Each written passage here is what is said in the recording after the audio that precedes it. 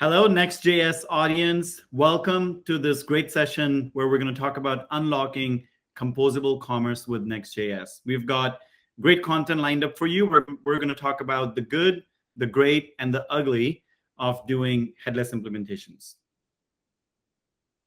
We're going to talk a lot about composable commerce, and the definition of composable commerce for us is really revolves around greater flexibility. It's all about creating differentiated shopping experiences anywhere with a powerful commerce engine on the back end. From a quick introduction standpoint, my name is Sachin Wadhawan. I'm the Vice President of Technology Partnerships here at BigCommerce. I oversee our B2B, headless, and back office partner strategy for BigCommerce here. And very excited to have my co-presenter here, George, joining us. George, please introduce yourself as well. Great. Thanks, Sachin. Yes, I'm George Fitzgibbons. I'm a senior sales engineer here at BigCommerce. I get the opportunity to work with our prospects from a technical perspective, but also operational. So get really in the weeds as far as making sure things work for everybody, developers, business, marketing, all included. Awesome. All right. So from an agenda standpoint, we're keeping it very simple. We're going to talk very quickly about industry trends. I'm going to give a quick overview of the Open Sas platform and what that means to us. We're going to go into some good, great, and the ugly, and then I'm going to pass it over to George, who's going to talk about value of Open Sas for developers and also do a Next.js demonstration. I think that's the part you guys are going to be most excited about. All right, so starting with pretty slides, and all I want you to take away from this research that was done by IDC is that the non-headless implementations are declining, and they're going to continue to decline over the next couple of years. And what's been gaining traction is really the hybrid headless platforms that offer both the out-of-the-box front-end functionality as well as freedom of choice on how you want to build your headless stores.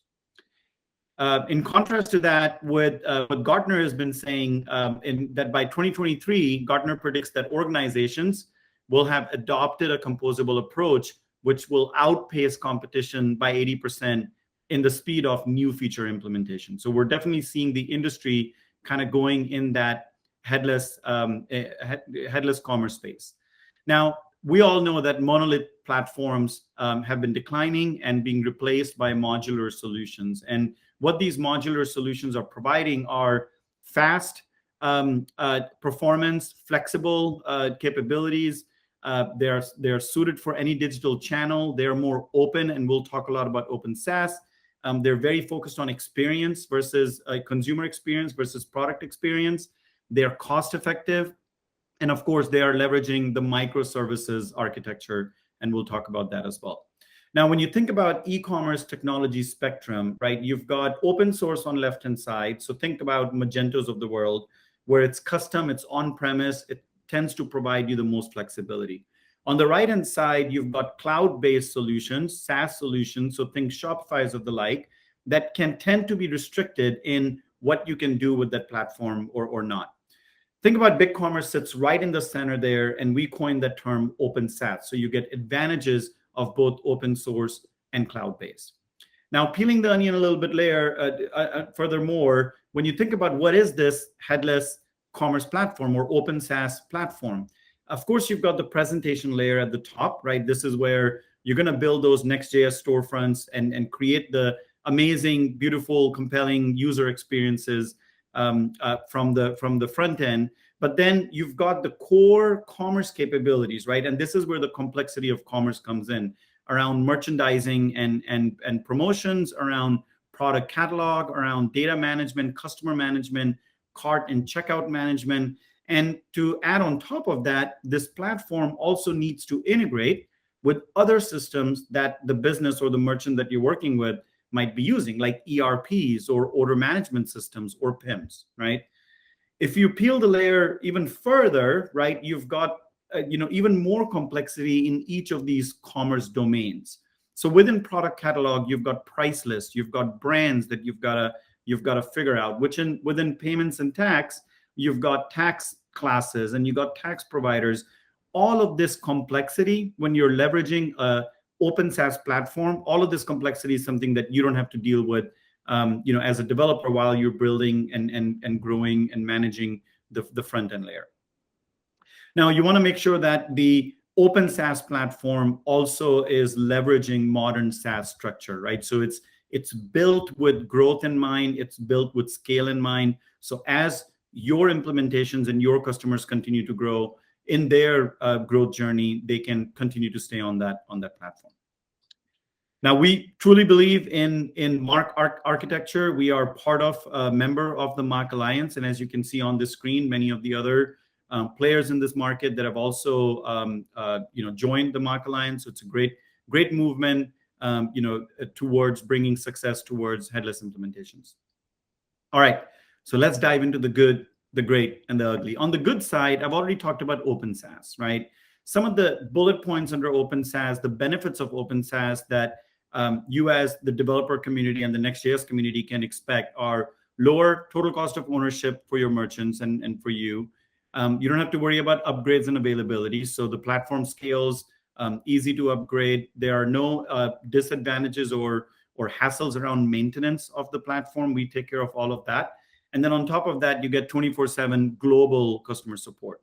Of course, the platform needs to be scalable. That's the good part. And as developers, we need to make sure that as you are customizing and creating unique feature set on behalf of your customers, you want to ensure that your platform scales and it's flexible and nimble to support those capabilities. You want to make sure that the Open SaaS platform comes with comprehensive partner ecosystem, right? It should have pre-built integration so you don't have to. It should have best-in-class choices for your merchants in every category, right? So the platform should not force your customers or your merchants to pick one solution only, right? It should provide that freedom of choice. And then it should also enable easy upgrade path for the installed apps. So from a merchant experience, when they do add those add-on solutions to their store, right, it should be easy for them to leverage new features from those app solutions that are relevant to that customer, right? You also want to make sure your Open SaaS platform is innovative, right? And it's keeping up and staying on top of the latest innovation. So again, you don't have to, right? So think about omni-channel. So how our business is selling through TikTok, through Facebook, through Instagram. You want to make sure that the platform supports that. What about buy now, pay later? What about buy online, pick up in store? What about 3D AR, VR? How about SMS marketing, which is getting a lot of traction, right? So this is the good part of having an Open SaaS platform, that the platform is ensuring that it offers features and capabilities in all the latest and greatest innovation. Now, payments gets complex really fast, right? So think about, does the platform provide the flexibility of the payment gateway, the payment methods, the payment types that you want integrations to? So think about Stripe, think about Chase, think about Klarna, right? The platform already should have those integrations pre-baked in. So you don't have to worry about how does your store enable these payment gateways, right? Similarly, I talked about omni-channel. So what if your customers and merchants want to list their products on Wish, on Walmart, on Amazon? Do you have to worry about how to create and integrate into those channels? Or the good part is that you should rely on your Open SaaS platform to already have those integrations built in and maintained over time.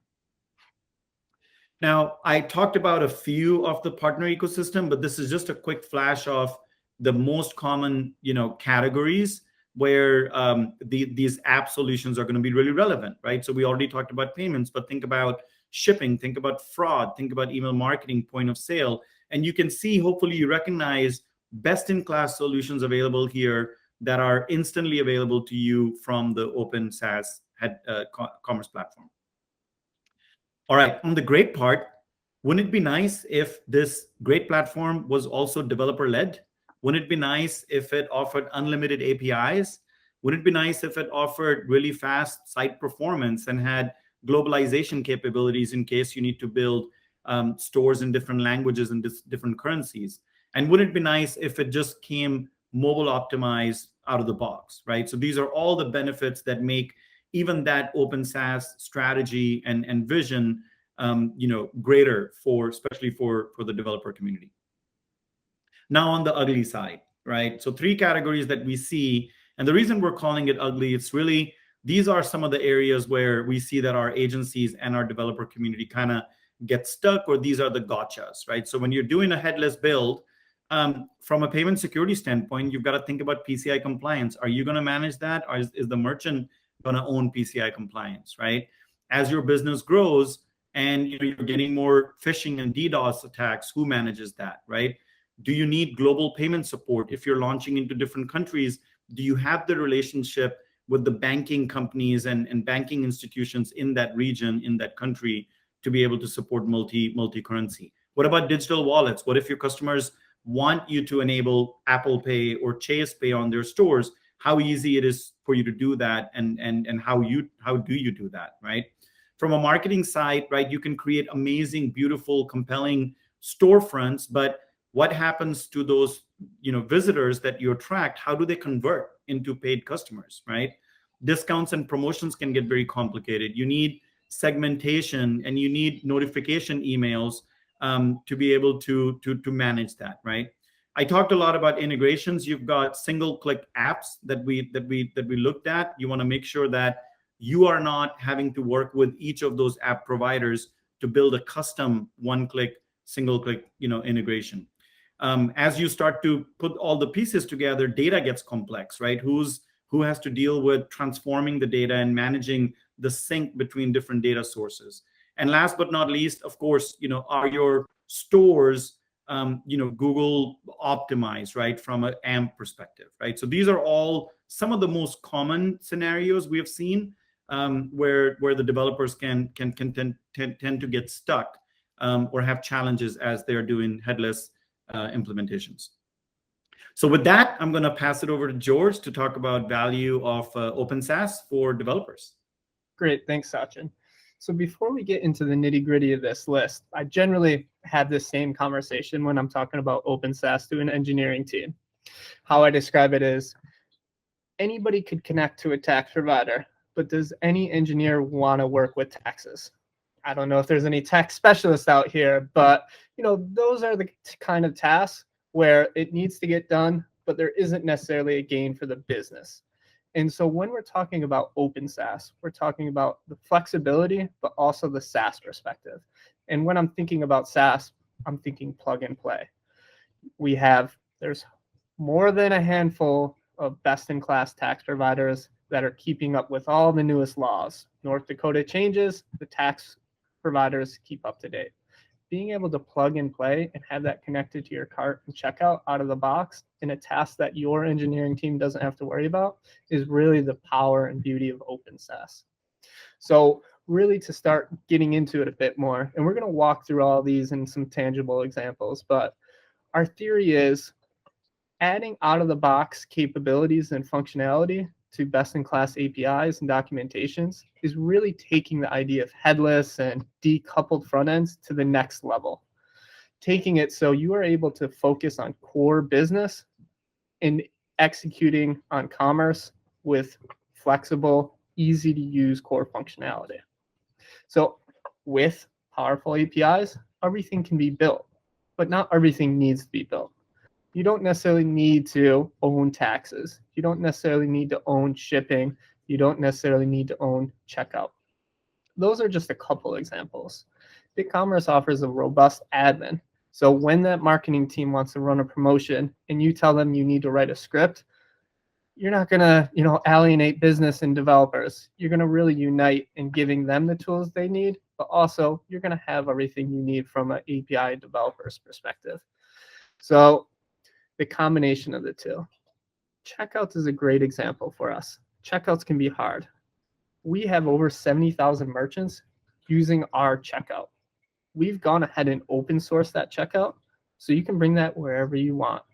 Whether you host it with us and we take on full PCI compliance, or you need to heavily customize it and do whatever you want with it, that is a resource that we're giving to the community that you can take advantage of. And by the way, it's tied in with our taxes, tied in with shipping, and really easy to customize. And we'll go through that. And so at the end of the day, when we're talking about Open Sas, own what you need to own. Whatever is core to your business, your unique problems, your unique solutions that you as engineers solve, those are great. That's what makes the business special and what brings value. but the core commerce is a solved problem. We have solutions, we have domain expertise, and we can bring that to the table so that, again, you can focus on your business problems and we can take care of the commerce problems. So I'm going to hop into a couple demo examples now. So I'm going to take the screen from you, Sachin. So quickly, just to orient before we start jumping all around, what we really focused around in this problem statement is somewhat of a common problem and a problem where business and engineering need to solve. It's an example of subscriptions. Subscriptions are something that is core to businesses. Selling products is more in the commerce front. I'll give you an example. You need to list products, you need to merchandise the products, you need to set prices, organize, change orders of products, you need to add in promotions. But at the end of the day, somebody's buying a product. Once that product is bought, that's where core logic or core business rules come into play with subscriptions, i.e., how am I enrolling the user? How am I handling it once a user buys, say, a physical product and a subscription product, and all the complexity that can come with subscriptions? In the general example, anything that comes into play with unique business logic. So I'm in the back end of BigCommerce. And so this is really a SaaS component. So the analogy that I was given earlier, again, as a developer, you don't want to get into building out UIs of how you set up products. You want to give tools for the right job. Business users are able to come in here, set up products, build out kits, build out bundles, all those core commerce things that you see across the web. Very common. We've solved that. They're all baked into an easy use admin. And so when we're talking about Next.js and the front end, just to call out, generally BigCommerce is front end agnostic. We call them storefronts. You can have multiple storefronts, i.e. what we describe as channels. So in this example, we're really going to blend in the open and beauty of Next.js and the great framework with the SaaS in this example. So just walking through this site, it's very basic. Just to call out, we have a basic subscription product. Razors, could be food, could be perishable goods. You know, any of those common examples of refill products that are getting automated weekly. They may have different delivery dates. You know, all the complexity that can come with adding a subscription and maintaining that subscription. But from this simple example, I have this Next.js framework powering it all via the BigCommerce backend. When I'm going to interact with the cart and checkout, this falls back into the SaaS domain. Things like taxes, things like shipping, things like promotions can all be set up and enabled via the admin and respected by the API. And really where some of the more magic comes in is when you're going to a checkout. I always call this out. When you're talking headless, checkout is a big thing to always think about, because again, you can build anything you want with APIs, but checkouts you of course can build, but there's compliance and security risks that come with that. So by us bringing a checkout to the table can add a ton of value. You can really focus on that next front end, that user experience, but at the end of the day, you're having a fully optimized checkout. And just to call out, check out our GitHub, our checkouts there, and that's what I'm going to be leveraging in the example. As I said, we can host it, or you can take this and host it wherever you want, and of course, fully customize this. But taking that step to checkout, what we'll see is going from the next framework to hosted checkout. So I'm going to march through this checkout and call it a couple things. So first, BigCommerce can handle all the account creation.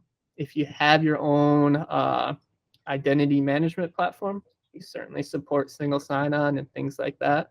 But again, it's another service that's out of the box you can take advantage of.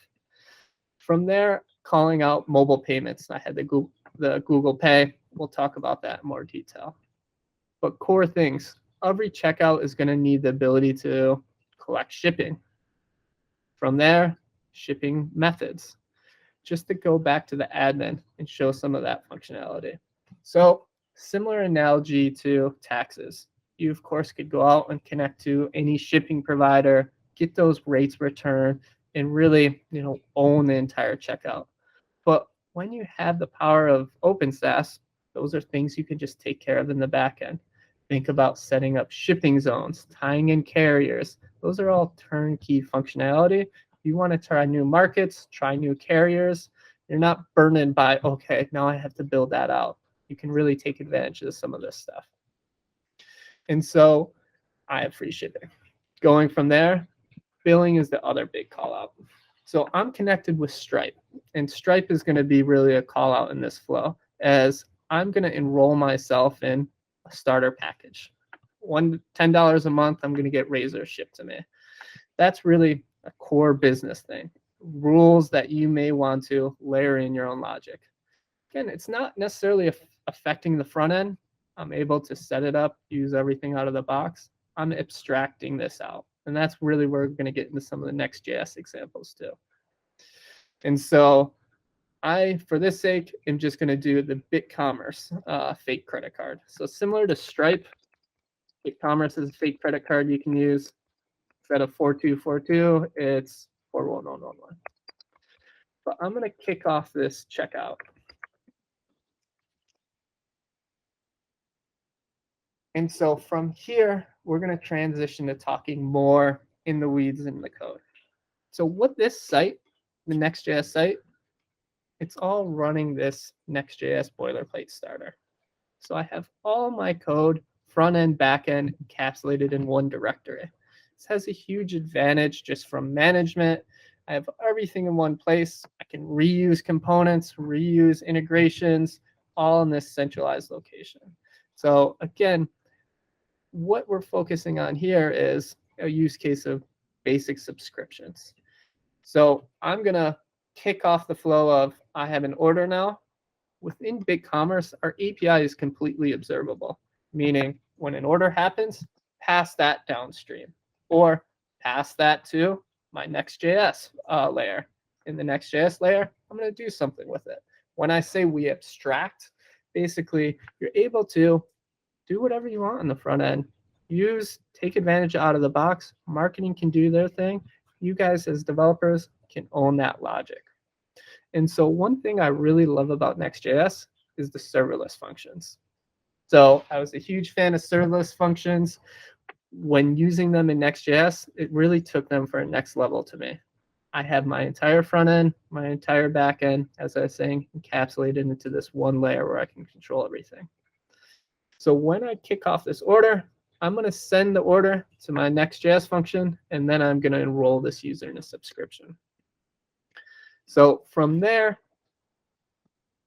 I kick this off. There's a couple important callouts. So this may seem very subtle, but this is a very SaaS component. You may have scoped out a beautiful site. You may have scoped out all your business logic. But one thing that's always at the tail end of the list is notification emails. It's very subtle, but BigCommerce has a full notification system. Of course, you could use the AWS SQS, set up a notification triggers, all that. But we're talking about weeks or days of work just saving because it's out of the box. So I've kicked off that order, and now that order is getting pinged to my subscription layer. From there, just to call out a little bit of order operation about tangibly how something like this could work. Walking through the function, I'm getting order data. From there, what I'm going to do with it is I want to say, hey, BigCommerce, give me every information about the order. BigCommerce API gives you line level data.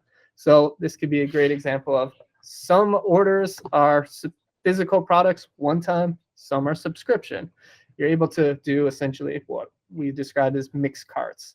So in this basic example, I look and say, hey, are any of the products in the order subscription products? If they are, let's enroll them in a subscription. One big call out with our API and its openness is this idea of a transaction ID. So we take care of sending data to Stripe. And what I mean take care of it, that's another task that you can easily do in the dashboard. So whether you're switching from Stripe to Adyen to another payment gateway, or you have multiple payment gateways because you're in South America, you're in EMEA, you need to manage all those different currencies with different payment gateways. Again, easy to set up. We have over 70 pre-integrated payment gateways. But in the example of Stripe, really the task is as simple as connecting with your Stripe account. From there, you have the granular settings. I turned on Google Pay, really easy to turn on. One thing that you're going to want to do if you're doing a flow like subscriptions is you're going to want to store the credit card. We are not storing credit cards. We're storing it with Stripe, handling that very securely with the payment tokens. So all that work that would go into building out a direct integration or even using Stripe elements, you've taken a smallish, medium developer task and turned it into a couple pushes of a button. So really the advantage of turning Stripe on, vaulting credit cards, when I want to interact with that, we aren't closing it off. You are still able to get to your transaction ID that Stripe generates.